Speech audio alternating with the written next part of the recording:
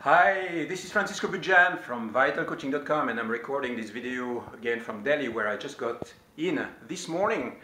And what I want to share with you now is really the best outdoor gear. The topic for this video is travel light, and what I want to show you here is really the best, really the best gear that I think you can use when you're traveling, backpacking. I see very often these people walking around with like 60, 70 liters backpacks, with another backpack, small backpack in the front here, and sometimes it's like small, young girls on their journey, and it's a pain. It's a heavy karma to carry, big loads of stuff that you won't need and won't use. It's really a big mistake when you take off traveling. So on this trip I took off, I had less than 8 kilos, on my backpack. This is my backpack, 35 liters, and I took it relatively bigger than usual. I have a smaller one, but because I'm going to be trekking and I need space to put food, I took off with less than 8 kilos, which is about something like 16 pounds, right? So I'm going to show you a little bit the gear that I have. I'm going to do that quickly so that you get an idea of what is really important.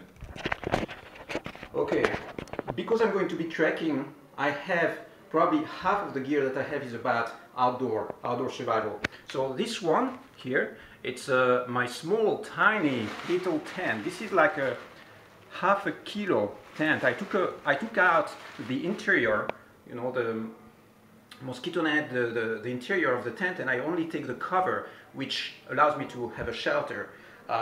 This is the cover for my sleeping bag, and it's like an imitation of Gore-Tex that I got from Nepal some years ago, but it's very good because it stops the wind when you are sleeping outside. This is my little mat for the ground. It's very important to have one in case you need to sleep in the snow, and it provides isolation. This is, warmer jacket, because where I'm going it's often between below zero temperatures. This is I didn't take the Gore-Tex at the end, I took the high vent version, and this is a good one for the rain, of course.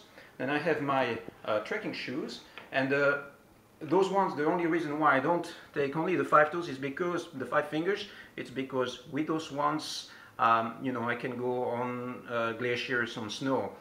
With those 5 fingers, I'm not yet sure how I'm going to perform if I need to be on a glacier. Okay, let's keep on going.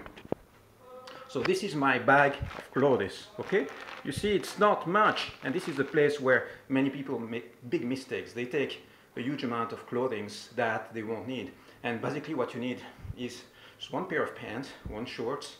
If you're a guy, if you're a woman, I'll let you decide what you would like to take, but basically this is it. One pair of pants, one pair of shorts, a couple of t-shirts, a couple of underwear, one pair of socks, and this is it. You don't need more. I have another one here that you can see. It's a little bit of a warmer top.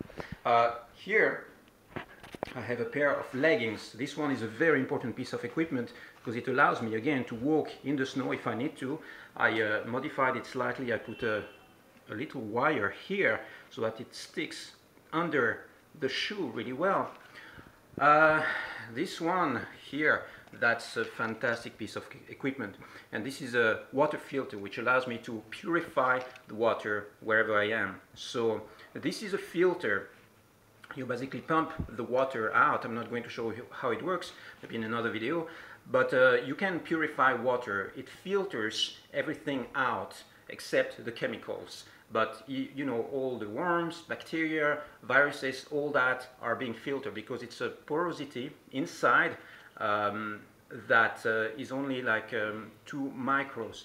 So when you filter the water, it doesn't allow all these bacteria and parasites to come in. A waterproof bag in case I have to cross, a river or something. I can put the important gear, papers and things into a waterproof bag. I have those foldable water bottles. These are 2 liters each, which gives me autonomy as well. See, if you had the big bottles, that you cannot fold, it will take a huge amount of space in your bag, and it's really inconvenient. This is something for you know, preparing my food. If I have a raw food mixes, I can cut some things and even cook it on the fire. This is my towel. As you can see, it's a very light towel. It's hot here in India. You don't need to really dry yourself. You can let yourself dry and you know, remove a little bit of the water. This is a good pair of gloves. You will need that. A set of maps, important as well. By the way, I have most of my outdoor maps, Google Earth maps on my iPhone. A good pair of sunglasses, some tech stuff, chargers, etc. My micro laptop, and this is a day bag that can be folded to basically nothing. It's a tiny little thing. That's what I took with in the airplane with me. And last, and very important one, it's a sleeping bag. So this one, when you fold it, it's a very tiny little volume. It's not very warm, but what I do is when I'm in the high mountains and it's very cold, I use that, and then I take the top cover, this one, which is this Gore-Tex imitation, and then I wear this jacket on top.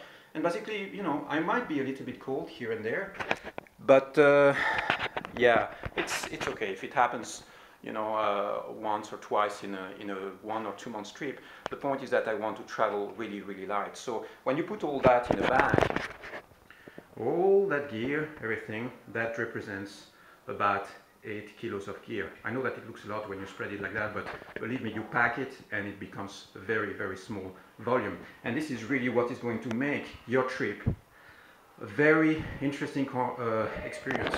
So if you are about to take off and don't know what to do or how to prepare yourself, believe me, there is a way to do that, and you have to think about weight. You have to think about minimalizing the weight to the maximum. Otherwise, it's going to be a pain. If you carry 20 kilos on your back, believe me, it's a very limiting factor. It means that every time you arrive somewhere, you cannot walk, you cannot trek long distances. It's, you know, it's really hard and a pain.